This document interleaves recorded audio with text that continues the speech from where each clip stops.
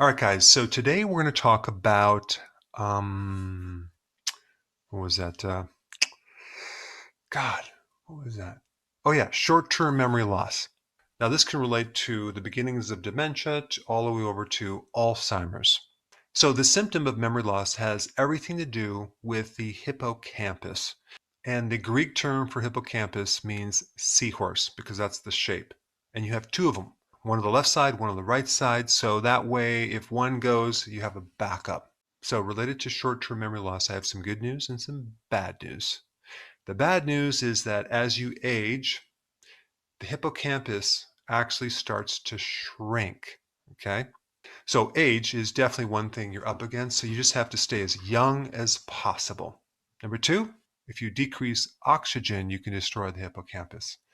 Number three, stress will definitely affect the hippocampus. It'll actually make it atrophy and shrink.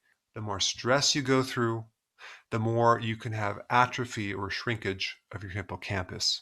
I mean, it's pretty easy nowadays to avoid stress, right? All right, number four, high glucose. Diabetics are at risk for having damage to their hippocampus. So high carb diets are not very good for the hippocampus at all. Number five, a vitamin B1 deficiency. So vitamin B1 is, I would say, the second most important nutrient for the hippocampus. I put some links down below for more information about B1 because you want to make sure you're getting enough B1 from the diet to make sure that you can preserve the hippocampus. Now, number six, a vitamin D deficiency. Out of all the areas of your brain, a vitamin D deficiency will affect the hippocampus the most.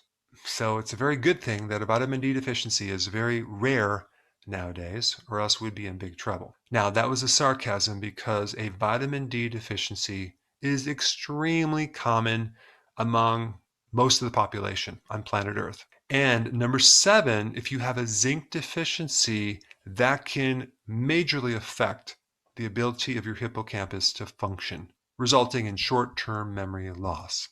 Okay, so that's the bad news. What is the good news? Now, the good news is the hippocampus is one of the only areas of the brain that can completely regenerate. Whew. Thank goodness for that. So if we just go ahead and look at the list, we have to stay as young as possible, number one. We want to increase oxygen to our hippocampus. Exercise is one of the best ways to do it. Another way would be to use the hyperbaric oxygen therapy. But overall, you want to keep your oxygen at a very high level. Now, the next thing would be fasting. Fasting, including intermittent fasting, is a very powerful therapy to increase something called BDNF, brain-derived neurotrophic factor. And so by doing fasting, you increase that compound, which directly increases neurogenesis, which is the creation of new nerve tissue. All right, next one is to start taking vitamin D. As I said before, vitamin D is the most important nutrient for your hippocampus. And also start consuming food high in zinc. That would be all the shellfish. Also, beef liver has a good amount of zinc in it, and taking more B1 is very, very vital. I would recommend taking nutritional yeast on a regular basis. And the last thing I want to mention is to decrease your stress as much as possible.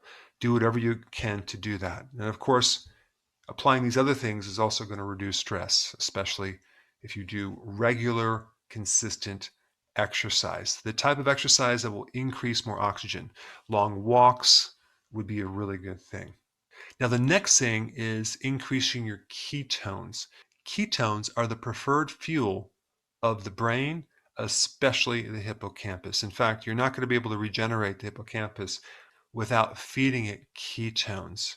And there's several ways of increasing ketones. Number one, getting on a low-carb diet. Of course, you probably already know that. If you're new to my channel, I put some links down below of exactly what diet you need to be on. Number two, consuming MCT oil. Very, very important. Medium chain triglyceride fats will turn into ketones, and your brain will actually absorb them in preference to glucose, and you'll see huge benefits. You can also take exogenous ketones. They're called ketone salts, and that will also increase your ketones. They're a bit expensive, so it might be cheaper to take the MCT oil, but more important than MCT oil and exogenous ketones is getting on a ketogenic diet, keeping your carbs low, and that's going to be very, very important in restoring the hippocampus. All right, guys, there you have it. Those are the key things to help you with short-term memory. Before you go, if you have a question about a product, or you're new to keto and you want to know how to begin keto, or you're on keto and you need a debug because it's not going as smooth, I have a keto consultant standing by to help you. This is just for the people in the US. Hopefully in the future we'll be able to answer everyone's call, but I put the number down below so you can call and get some help.